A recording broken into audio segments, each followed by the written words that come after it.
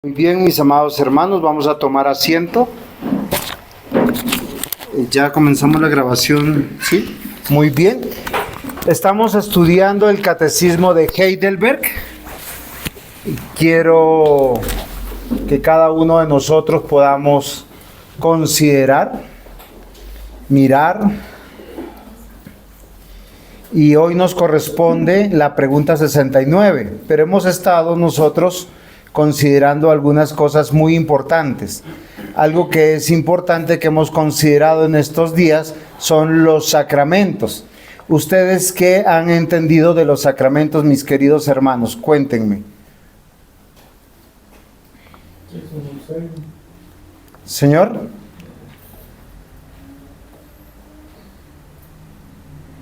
¿Qué son los sacramentos? Es un sello que dejó Dios para nosotros. Son sellos, sombras, signos y señales que revelan la obra de Cristo. Ok, muy bien. Son sellos, signos, símbolos y señales de la obra de Cristo. Pero particularmente algo que nosotros hemos aprendido, mis queridos hermanos, es algo que es muy importante, que debemos comprender y entender, es el saber de las cosas. ¿A qué yo me refiero con el saber de las cosas? ¿Por qué creen que tenemos dos sacramentos que son sellos, signos y señales?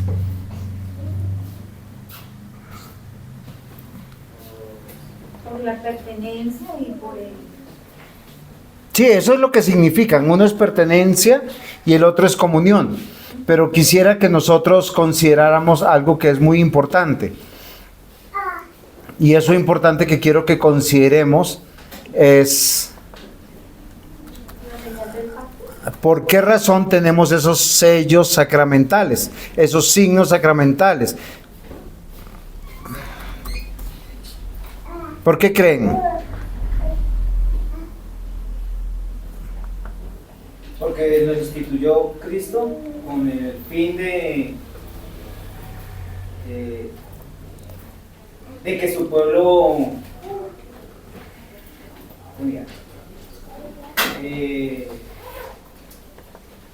se mantuvieran o recordaran o lo practicaran entendiendo la obra de Cristo. ¿Por qué la obra de Cristo?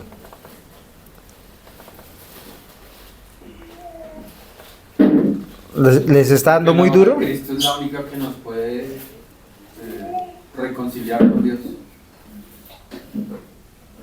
y con su pueblo. Sí, eso lo que ustedes me están diciendo, eso es muy importante. Miren lo interesante que yo quiero que mediten. A veces avanzamos en conceptos y nos quedamos en lo que nosotros vemos, mas no examinamos a profundidad del porqué de las cosas. ¿Por qué tenemos sacramentos? Juan David Ávila, ¿usted qué cree? ¿Por qué tenemos sacramentos? Sí, refleja la obra de Cristo. Pero ¿por qué la obra de Cristo? O sea, ¿por qué Cristo vino a morir en la cruz? ¿Cuál es la razón? ¿Cuál es el propósito? Es su voluntad. Es que hay un pueblo elegido. Hay un pueblo elegido, muy bien. Ahora no pensemos en nosotros los receptores, pensemos en Dios. Dios, ¿qué le pasó para decir y dictaminar la obra de Cristo, elegir un pueblo? Para revelarse en medio de su pueblo. Para darse a conocer, muy bien. ¿Y cómo se da a conocer? Realmente, visiblemente. O sea, Dios es espíritu, nunca lo veremos. ¿Cómo lo vamos a ver? ¿Cómo lo conocemos? Hoy tenemos que aprender eso porque para mí es fundamental entender eso. Porque miren, queridos hermanos, la religión nos salva. El ser religiosos no nos salva. Yo puedo decir soy cristiano, soy musulmán, soy católico, cualquiera de estas cosas no nos salva. Nos salva la obra de Cristo. Pero yo quiero saber que si entendemos cómo nos salva. O sea, ¿cuál es la razón, el propósito de la obra de Cristo? Obviamente que voy a decirle que son tres cosas fundamentales. Primero, el decreto eterno de Dios. Dios decretó todas las cosas y hay un plan, ¿sí? Ese plan se llama el pacto eterno de redención. Dios va a elegir un pueblo. Y eso es algo que es verdad. Y para eso hay una salvación. Pero ¿cómo se manifiesta el decreto, el pacto? Estamos apenas, hijo, en la primera partecita de eso. Yo te aviso. Entonces, la pregunta mía es, ¿cómo se manifiesta esa obra? La persona de Jesucristo. Muy bien. ¿Y la persona de Cristo cómo se revela visiblemente? De los sacramentos. Pues su palabra nos revela. Muy bien. Pero fíjese lo interesante. ¿Por qué tenemos un sacramento que dice pertenecemos a? Y luego decimos estamos en comunión de. Se las voy a resolver algo que es muy fácil. Porque hay un reino de Dios. Dios, que es espíritu, ¿cómo se revela? ¿Cómo se revela? A través de su reino. La relación que Dios tiene con cada uno de los creyentes a lo largo de la vida es a través de su palabra.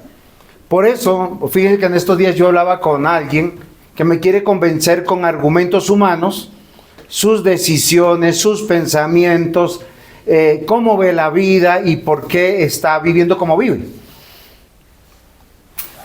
Pero no lo hace con la palabra de Dios, que es lo que nos rige. Y es algo que yo quiero que ustedes y yo, nosotros hoy meditemos. Porque nosotros vemos y sabemos que existe un reino, porque existe el rey y está Dios. Y Dios determinó desde la eternidad que cuando su palabra se iba a instaurar, cuando se iba a oficializar todo, cuando se hizo público, ¿cómo se hizo público, diácono Mario? ¿A través de quién? De la persona de Jesucristo. Sí, eso es en términos soteriológicos, pero en términos históricos, muy bien. ¿En la persona de quién? En la ley de Moisés, en el Moisés. De Moisés, de autoridades dadas por Dios que manifiestan un gobierno, que manifiesta una asamblea real. Por eso que se demanda de los oficiales una cierta dignidad que los demás creyentes a veces no la tienen. Pero se les demanda a ellos, ¿por qué razón? Porque ellos predican, ellos publican, ellos anuncian el reino de Dios. ¿Cómo Dios eterno, todopoderoso, se relaciona con nosotros los creyentes? Porque ese es el problema de las iglesias hoy en día. Yo tengo mi comunión con Dios, entonces como mi comunión con Dios está bien, yo no voy a la iglesia. Como mi comunión está bien con Dios, yo no necesito leer la palabra de Dios. Yo no leo, sino oro a Dios, le canto a Dios. Tengo una experiencia emocional y digo que todo está bien. Eso no dice la Biblia. No hay un solo texto en la Biblia que diga que son las emociones que nos relacionan con Dios. ¿Cómo nos relacionamos con Dios? A través de la iglesia. Sí, a través de la iglesia, pero es a través de su palabra. Su palabra determina si yo soy cristiano o no soy cristiano. Yo quiero saber si soy cristiano, acá está el espejo. Ah, no soy un buen padre. ¿Por qué? Porque estoy haciendo esto. No estoy criando a mis hijos en la disciplina y el temor de Dios. ¿Quién me lo demuestra? ¿Quién me da ese espejo? La palabra de Dios. Hay personas que dicen que son buenos padres porque les compran los últimos aparatos electrónicos, porque los visten bien, comen bien, los sacan a pasear, se van de viaje con ellos. Pero ¿cómo dice la Biblia que es un buen padre creyente? Destruyen su palabra. Ok, listo. Es la palabra de Dios la que me relaciona con Dios. Mis argumentos son mis argumentos. ¿Sí me están comprendiendo? ¿Qué es lo que revela la obra de Cristo? El reino de Dios. Y como revela el reino de Dios, hay señales sacramentales. Cuando decimos señales sacramentales, siguiente diapositiva, tenemos que entender qué dicen los sacramentos. Y es ahí donde nosotros tenemos que mirar. En su pantalla dice: los sacramentos son señales y sellos santos del pacto de gracia. Cuando usted habla de la palabra pacto, es que a Dios le plació. ¿Quién se acuerda de su matrimonio? el matrimonio, ¿cómo se asienta en la jurisprudencia colombiana? Por la civil, casándose. Yendo a una notaría, teniendo un notario que es un juez de la República, que te dice cuáles son tus votos, cuáles son tus deberes y cuáles son tus derechos. Y te dice, firma. Y él abajo firma y dicen, ustedes están vinculados jurisprudencialmente. ¿Y nosotros cómo hemos entendido eso? Eso es un pacto, ¿o no? Pero no es cualquier pacto, es un pacto sagrado. Porque para nosotros los cristianos ese pacto, ¿delante de quién lo hacemos? De nuestro Dios. Sabemos que nosotros todas las demandas que dice acá la Escritura no las podemos cumplir en nuestras fuerzas. Pero ¿qué le pedimos al Espíritu Santo por medio de la fe y en su palabra? Que nos moldee para cumplirle. ¿Por qué hacemos eso? Porque hay un vínculo pactual. Dios, ¿cómo se relaciona con sus criaturas? Siempre, ¿cómo se relacionó? Relacionó por su palabra revelada, porque Él hizo un pacto con nosotros, de nosotros ser su pueblo, y ahí es donde dice que estableció sacramentos oficiales, legítimos. Cuando yo les digo sacramentos oficiales legítimos, es que nosotros no los inventamos. En el Antiguo Testamento la circuncisión por eso se hacía. Reposa en la obra de Dios, en la obra de Jesús. Cuando nosotros lo miramos, dice, los sacramentos son señales y sellos santos del pacto de gracia, instituidos directamente ¿por quién? Por Dios. No es la cultura, no es la religión. Yo tengo que recordarme, yo me juré cuidar la iglesia. Por eso a los pastores, a los ancianos, a los diáconos, se les pide más que a los creyentes normales. ¿Por qué razón? Porque nosotros estamos modelando el Evangelio. Pero lo que se nos pide no es nada injusto. Yo les puedo decir a mis hermanos, lo que pasa es que me está pasando esto, pero si yo no puedo predicar, si yo no puedo aconsejarles, si yo no puedo estudiar la palabra, por razones justas como la salud, la enfermedad, mi condición pecaminosa, ¿ustedes qué me dirían? Pastor, usted no va a dejar de ser cristiano, pero siéntese. Porque Dios llama a personas y las pone en autoridad y modela esa autoridad, porque hay una autoridad vinculante. ¿Cómo le digo vinculante? Porque hay un reino. Estamos hablando del reino de Dios. Dios, a través de su obra, tienen que ponerse en su cabeza. El reino de Dios existe, siempre ha existido. Y cuando se hizo oficial en Moisés, cuando se convocó un pueblo físico, dijo, todos los que pertenecen se van a pertenecer a través de un vínculo sagrado en el Antiguo Testamento. ¿Cómo se llama ese vínculo sagrado del Antiguo Testamento, Eliana? ¿No lo sabe? David Pava, Juan David Ávila. Acuérdense de esta palabra, circuncisión.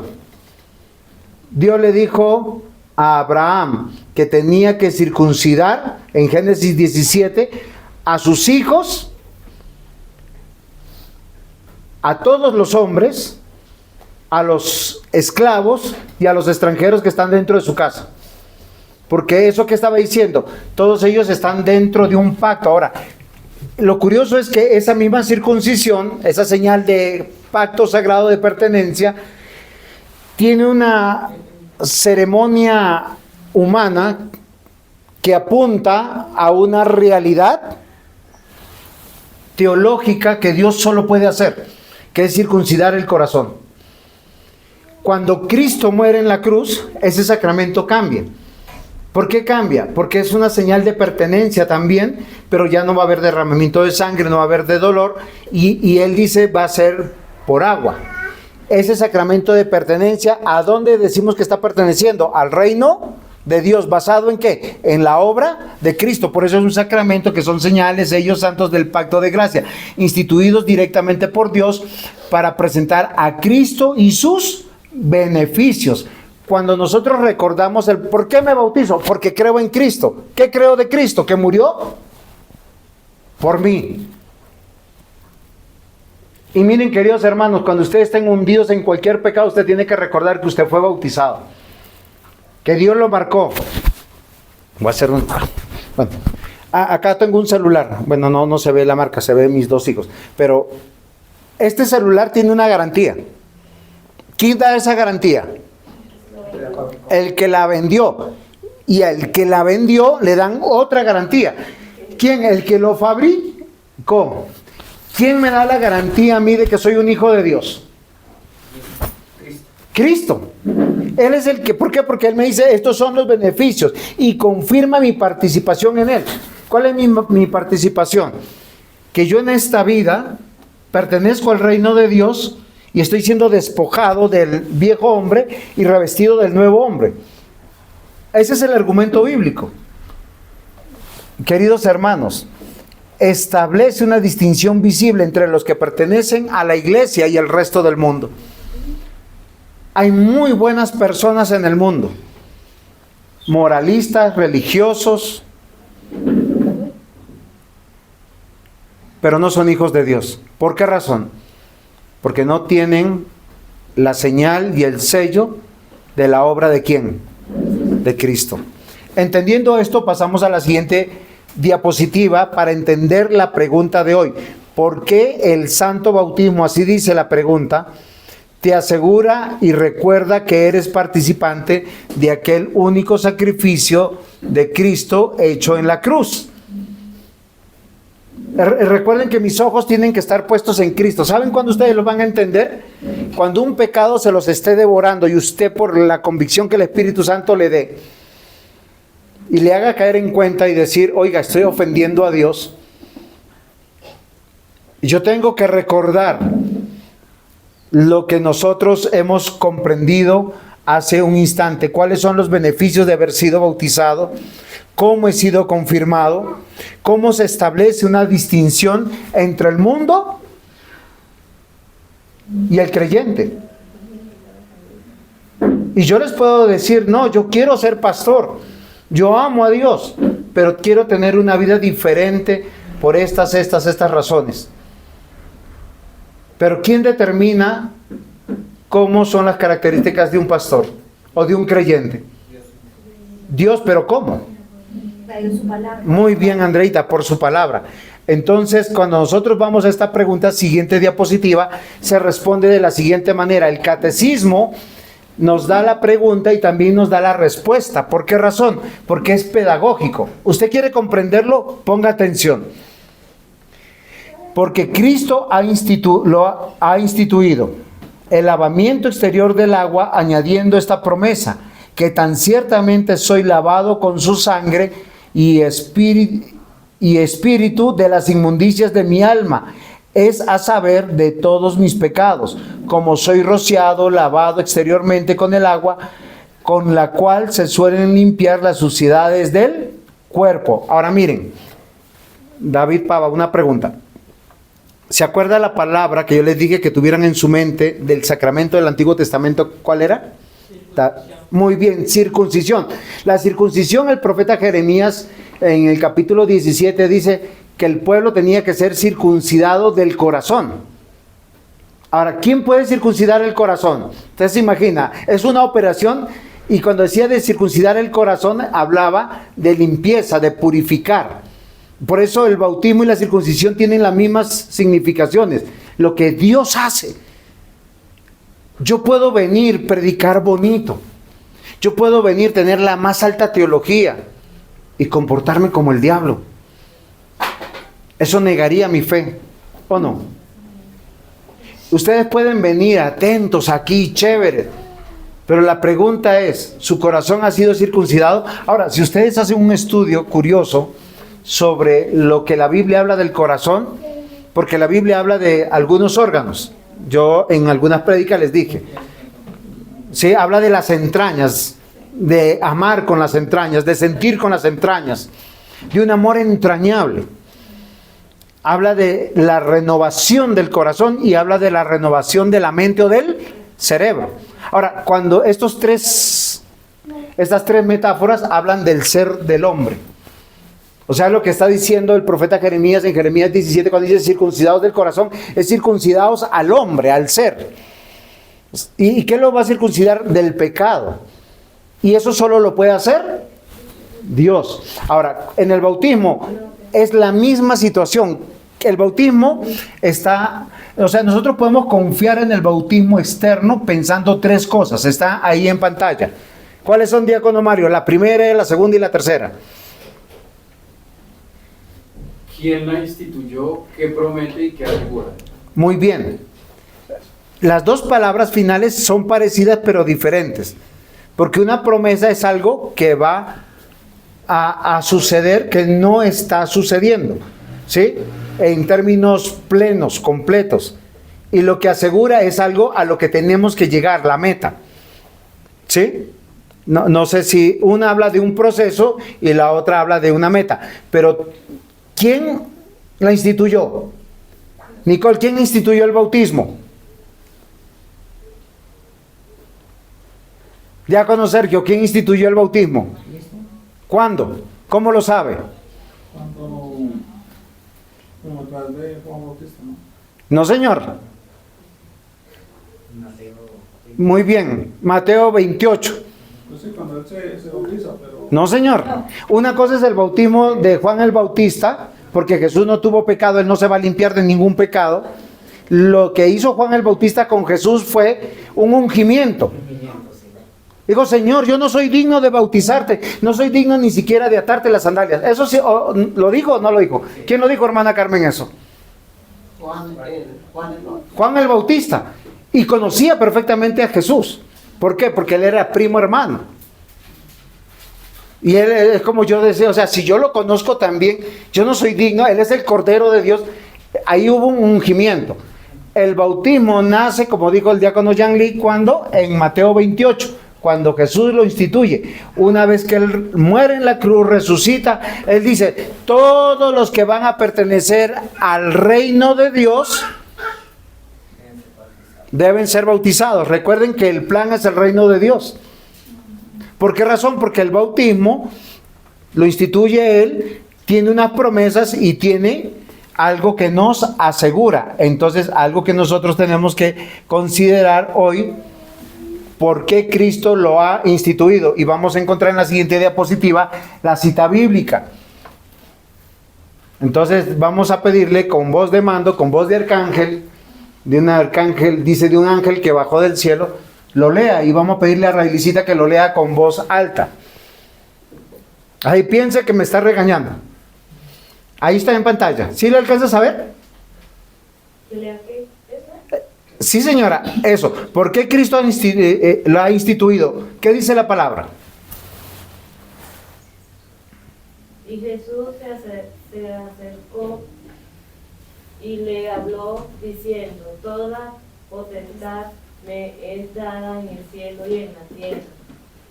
Por tanto, id y hacer discípulos a todas las naciones, bautizarles en el nombre del Padre, del Hijo y del Espíritu Santo, enseñándoles que guarden todas las cosas que os he mandado, y he aquí yo estoy en vosotros todos los días hasta el fin del mundo. Amén. Miren lo que Cristo, miren, ¿cómo sabemos? La palabra de Dios nos ratifica que Jesús es Dios. Dice en el versículo 18, le está hablando a sus discípulos, a los apóstoles, toda potestad me es dada en el cielo y en la tierra. ¿Eso qué significa? Todo poder, o sea, si él quisiera hacerle crecer pelo al calvo, lo dice, que crezca pelo y sale pelo. No, es en serio. Él tiene todo poder. Él tiene el poder de mover una montaña, de calmar los cielos, de calmar los vientos, de calmar las aguas. Tiene la potestad de detener el día, como lo hizo con Josué. Eso es lo que él está diciendo. Todo poder me es dado. Si usted entendió eso, dice por tanto. La palabra por tanto, Jenicita, ¿qué significa? No, es una conclusión. Es una frase de conclusión. Si usted entendió la primera parte, ahora va a entender lo siguiente. Vayan y bauticen. Básicamente está diciendo, los que van a pertenecer al reino ya no se tienen que circuncidar, sino tienen que bautizarse. Y primero bautizamos y luego los discipulamos. Porque hay que enseñarle al creyente todos los días a caminar como ¿qué? Como ciudadano, ¿de dónde? Muy bien, maravilloso. Entonces, solo quiero centrarme. Jesús es Dios y Él cambió la señal sacramental de pertenencia de su obra. Él vino a morir en la cruz para salvar, porque hay un decreto eterno, porque hay un pacto eterno de redención, porque hay una salvación. ¿Y a dónde nos sumerge? A su reino. Cuando usted va caminando por la calle, usted es un creyente, un soldado de Cristo, un embajador, dice, real sacerdocio, nación santa. ¿Cómo lo sabe? Porque fue bautizado. Y miren, esa ceremonia humana que hacemos de derramar agua apunta a lo que hace Dios todos los días de nuestra vida. ¿Y qué es lo que está haciendo todos los días de nuestra vida? Lavándonos, limpiándonos, purificándonos. Y eso es muy interesante para nosotros. Listo. Ahora, ¿qué promete? Marcos 16:16. ¿Quién quisiera leerlo? Bueno, Karinita, usted que está ahí, ayúdeme leyendo lo que está en pantalla. Dice Marcos 16:16. ¿Qué dice? El que creyere y fuere bautizado será salvo, mas el que no creyere será condenado. Hay dos cosas que yo voy a tocar hoy en la predicación. El ser humano, creado por Dios a imagen y semejanza, tiene un estado y una posición. Cuando hablamos de estado es, véase al espejo, ¿quién es usted? O yo soy amigo de Dios o enemigo de Dios. O yo soy libre o soy esclavo. O estoy vivo o estoy muerto. Eso es un estado. ¿Usted alguna vez ha llegado a un funeral? ¿Cuál es el estado del que está en el cajón? Sofía, ¿y cómo sabemos que alguien está muerto, muerto, muerto, muerto?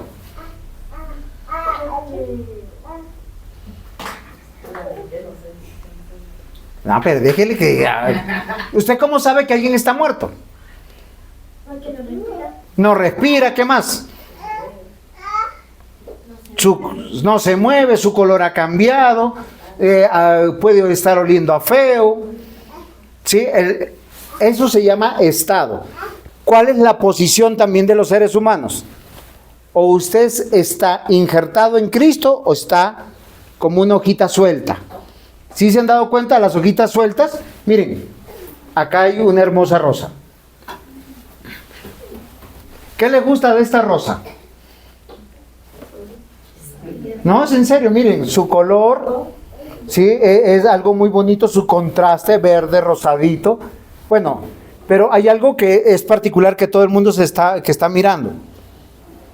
Está un poco feíta, ¿sí o no? ¿Por qué? Porque miren, ¿por qué se estará cayendo estas hojitas? ¿Por qué se está cayendo estas hojitas? Se está muriendo. No se está muriendo, ya está muerta. Parece que está viva. Ella no tiene raíz de donde, ya no le circula la savia. Ella está muerta. Su posición no es el natural. Su estado y su posición no es donde debe estar. ¿Dónde estaría viva? Si estuviera en el rosal, ¿cómo estarían esos pétalos? Grandes, gruesos, abiertos. La hoja estaría verdecita, ¿no? Así, ay, como que... Así pasa con los seres humanos.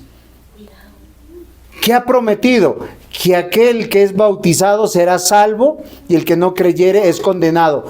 ¿Qué es lo que está diciendo? Quien ha sido bautizado en la ceremonia que nosotros realizamos, estamos apuntando a una obra que hace Jesús, que es limpiarnos, purificarnos, consagrarnos. ¿Qué significa? Que yo le pertenezco. Presbítero Rafael, una pregunta. ¿Por qué no mandó a la lavandería este saco? No, este saco. Ah, pastor. O sea, yo, ¿por qué no lo mandé? Sí, ¿por qué no me mandó a lavar mi saco? Ah, muy bien. O sea, lo que no es de uno no lo cuida. Es en serio. Miren, muchos matrimonios se echan a perder porque el cónyuge un día dijo, ya no me importa, que haga lo que quiera. Pero cuando usted siente que a alguien le pertenece, usted lo cuida, lo vigila. Y perdóneme, eso lo llaman hoy tóxico. Pero eso es una relación que hay. ¿Qué pasaría si el diácono Mario no llegara a dormir? No, yo creo, pero lo primero que uno piensa no es que está haciendo algo malo. Le pasó algo. No piense así, Andreita. No piense así. Piense, le pasó algo. O sea, porque hay que pensar lo malo. ¿Por qué razón? Porque lo que es de uno lo cuida. ¿Qué dice el bautismo? ¿Qué promete? Que nosotros le pertenecemos a Cristo. Y como le pertenecemos a Cristo, aquel que comenzó la buena obra la está. Usted tiene que crecer en su fe, en sus convicciones, en su vida, todos los días hasta el fin del mundo. Muy bien. Siguiente cita, Hechos 2:38. Johan Otoniel, así con esa voz de mando que usted tiene de militar. ¿Puede leer que es cortico? Pedro les dijo: arrepentíos y bautícese cada uno de vosotros en el nombre de Jesucristo para perdón de los pecados y recibiréis el don del Espíritu Santo. ¿Qué promete ese versículo? Si usted se bautiza o en el bautismo, ¿qué promete? Ahí lo que dice. Solo promete una sola cosa. Recibiréis Perdón de vuestros Perdón de los pecados. Muy bien, pero dice que nosotros vamos a recibir el perdón de los pecados, pero recibir al Espíritu Santo. Nuevamente, vamos a coger la rosita que está siendo famosa. ¿Por qué se está muriendo? Porque no está injertada en lo que da vida. ¿Cómo nosotros sabemos que tenemos vida? Solo si el Espíritu Santo vino a morar en mí. Porque por el Espíritu Santo yo soy redarguido, por el Espíritu Santo yo soy convencido. Miren, queridos hermanos, el rebelde siempre se va a justificar en la cosmovisión humana. Acépteme como soy. ¿Dios nos acepta como somos? No. Él dice, te voy a cambiar, no me gustas. Porque ¿qué nos manchó? El pecado. Por eso somos lavados. Somos consolados. La palabra consolación en el griego es muy interesante porque habla de ser fortalecido. O sea, el consolado no es, ay, pobrecito, no puedes cambiar, yo te entiendo, yo te comprendo. No. Consolado, ¿qué significa? Fortalecido. Nos lleva al arrepentimiento, a reconocer que soy malo, que soy pecador. ¿Cuál es el problema, mis amados hermanos, con el pecado? ¿Saben? Tanto nosotros defendemos nuestra dignidad y le tenemos temor a eso. ¿Por qué razón? Porque queremos la aprobación humana. El problema es que Dios ya lo sabe. Y si Dios ya lo sabe, ¿qué tengo que hacer? Arrepentirme. Amados hermanos, miren lo interesante. Siguiente diapositiva. ¿Qué promete Juan? Capítulo 1, versículo 33. Dice así: y yo no le conocía, pero el que me envió a bautizar con agua, aquel que me dijo, sobre quien veas descender el Espíritu y que permanece sobre él, ese es el que bautiza con el Espíritu Santo. Miren, el primo de Jesús declara a todo el mundo: si tú ves a alguien descender el Espíritu Santo y que repose sobre él, no en él, miren lo interesante, porque el Padre habla, el Espíritu Santo desciende, y en ese momento Jesús fue ungido. ¿Con qué palabras? ¿Quién habló en ese momento? ¿Ustedes recuerdan la Biblia? Dios es el que habla. Este es mi Hijo amado, en el cual tengo complacencia. A él oíd. Queridos hermanos, el bautismo evoca la presencia real del Espíritu Santo. El tener temor y temblor delante de Dios.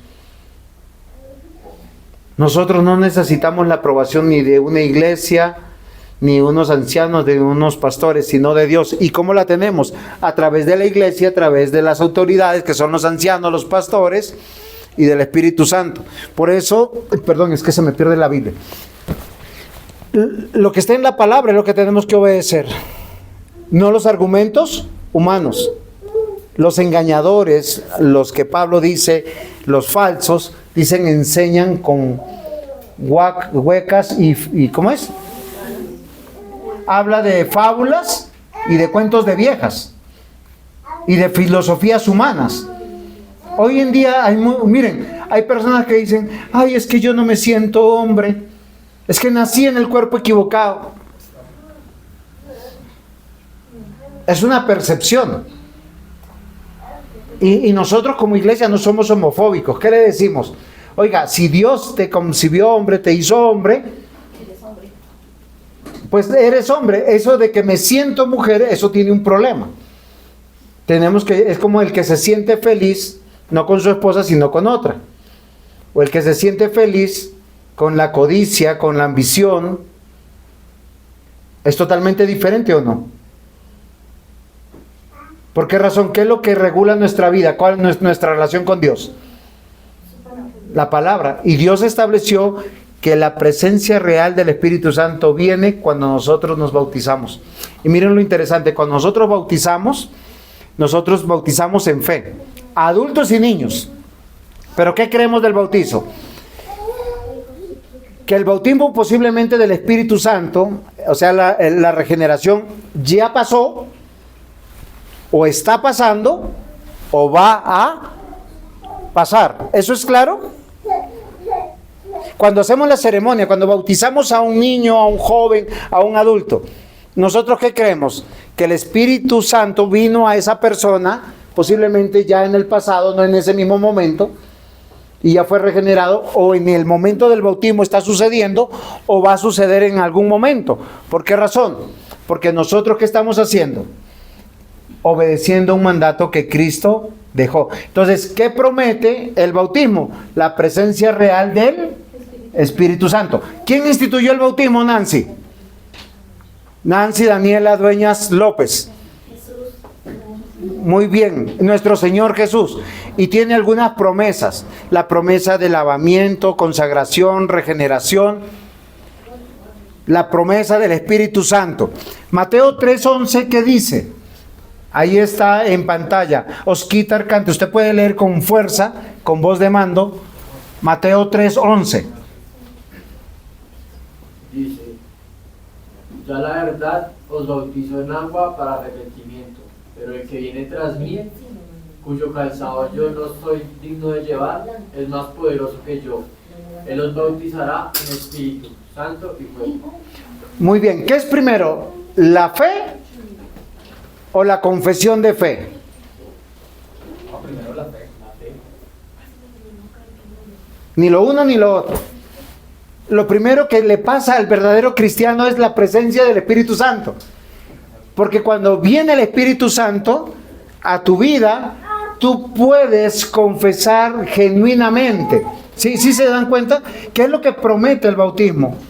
Que la presencia real del Espíritu Santo te ayuda a confesar. ¿Qué es confesar? Declarar. ¿Qué uno declara? Sin vergüenza.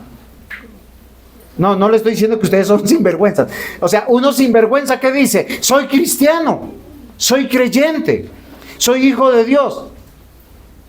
Pero algunos llevan estudiando 11 años de colegio, primaria y bachillerato, y nadie se ha dado cuenta que es cristiano. Eso tiene un problema. A veces en el colegio hay 5 o 6 cristianos y uno no. A mí me pasó un día, estaba llevando una compañerita de Juan David y yo le estaba obviamente hablando del Señor. Y me dice, no, yo también, Señor, soy cristiana. Y nadie lo sabía. Eso me pareció curioso. Pero queridos hermanos, ¿qué promete el bautismo? La presencia real de Él. Miren, por el Espíritu Santo, Pedro y Juan, cuando le dijeron, callen y no hablen de Jesús, ¿qué dijeron? Uy, no, ese reloj, ¿por qué es tan malo ese reloj? Bueno, rápidamente, ¿qué promete más? La presencia del Espíritu Santo nos va a decir también qué vivimos, cómo vivimos, la obra de Dios de purificación, la obra de capacitarnos, de arrepentirnos. Perdónenme que pase así largo. La siguiente diapositiva, estamos en Marcos 1:14, recibir el perdón. ¿Y qué nos asegura? Ah, perdón, es que está, ¿qué promete y luego qué nos asegura? Nos asegura que sí o sí vamos a ser purificados. Estoy en 1 Pedro 3:21. Muy bien, Juan David, usted dice, ¿qué es lo que es eso? Que nos va a quitar nuestras inmundicias, esas cosas con las que usted lucha. Mire, yo no sé si usted está luchando con la codicia, con las malas palabras, con una sexualidad equivocada, con cualquier pecado. ¿Quién nos va a limpiar? ¿Qué nos asegura el bautismo? Que la obra de Cristo me está purificando. ¿Qué es purificar? Limpiándome. ¿Sí? Ustedes se imaginan 20 años de casados y la mujer nada que crece en sujeción, o 20 años de matrimonio y el hombre no aprendió a amar a su esposa a la manera de la palabra, o 30 años de hijos y los hijos siguen siendo rebeldes. Yo quiero que nosotros pensemos, ¿qué nos asegura más? El arrepentimiento para perdón de pecados. Miren, esto es importante. Quien ha sido bautizado, la obra del Espíritu Santo, mire, la presencia del Espíritu Santo nos capacita para decirle en confesión: Señor, lo que pasa es que esto yo no puedo hacer, perdóname, estoy ofendiéndote, ayúdame, ten misericordia de mí. Pero el único que lo puede hacer, ¿quién fue? El que el Espíritu Santo está obrando en él. Miren lo interesante del bautismo, ¿no? La siguiente diapositiva y la última, casi, dice que es la obra de Dios capacitándonos para recibir el perdón. Entonces, finalizo con 3 preguntas. ¿Por qué el santo bautismo te asegura y recuerda que eres participante de aquel único sacrificio de Cristo hecho en la cruz? Punto 1. Es la penúltima diapositiva, la siguiente, esa. La instituyó Cristo en su promesa y en lo que asegura. Y ya lo vimos. Vamos a terminar hasta aquí porque el tiempo me quedó cortico. Señor, te damos gracias por tu palabra. Ayúdanos a ser valientes para confiar en tu obra, porque tú eres el que comenzaste esa buena obra y la estás perfeccionando. Nos lo prometiste y nos aseguraste que llegaremos hasta el día de la resurrección. Por eso la salvación es al que persevera, al que no se aparta. Gracias, Señor, en el nombre de Jesús. Amén.